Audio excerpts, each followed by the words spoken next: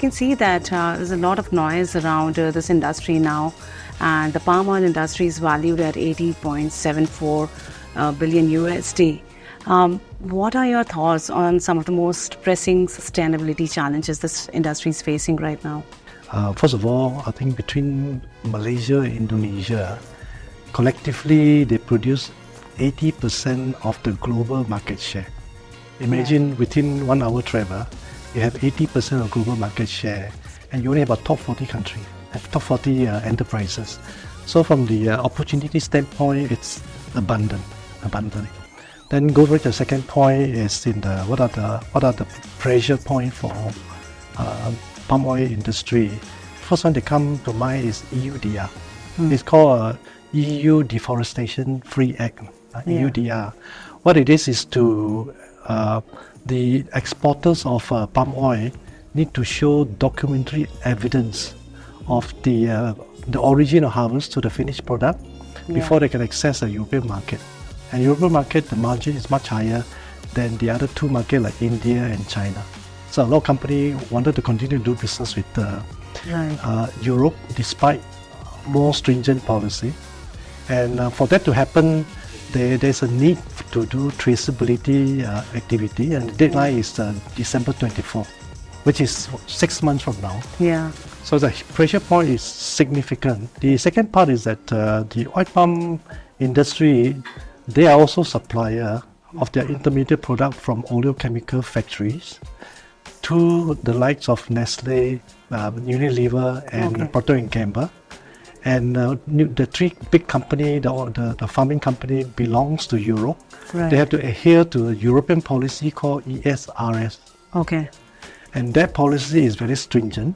And over and above that, every country stock exchange, and Malaysia included, called Bursa, also have a very stringent guideline on the reporting, ESG reporting deadline.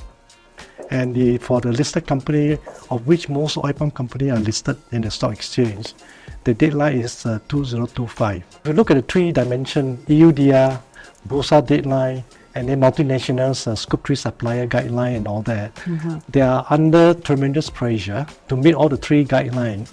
What role exactly is HCLTech and IT is playing in enabling this entire process with the complexities of all these regulatory bodies? First of all, we don't own or implement the ESG reporting software. Yeah. But we partner with them. Yeah. We partner with them, and the way to do it is that we need to be the upstream to be one of the participants for the ESG reporting. The next phase for that is actually setting up a net zero plan, and post that you have to start implementing what they call a decarbonization pathway. Right. And there are 3 stages to do all this thing.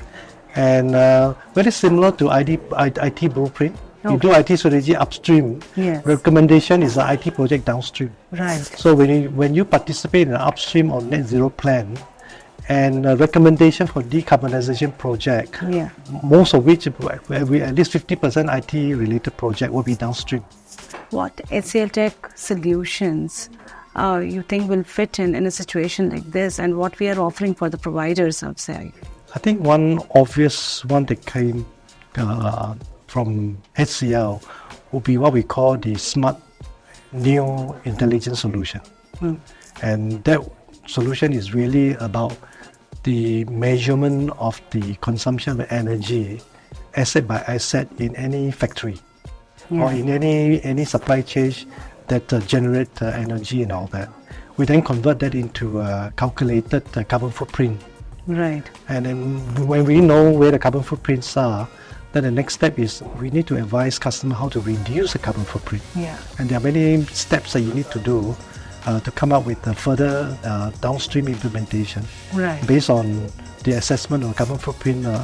So I think that would be one solution that will be very useful for the industry. What future trends do you foresee transforming and driving sustainability in organizations globally? Most people are still waiting for the implementation of decarbonization, and that particular activity will require a lot of IT effort to implement, and depending on which industry you belong to. In the case of oil palm, you will likely do a lot of IT project along their so-called upstream, midstream, and downstream. Upstream means farming. Midstream means we call it the Uberization of trucks and vehicles. Right. And downstream could be the mills and the oleochemical.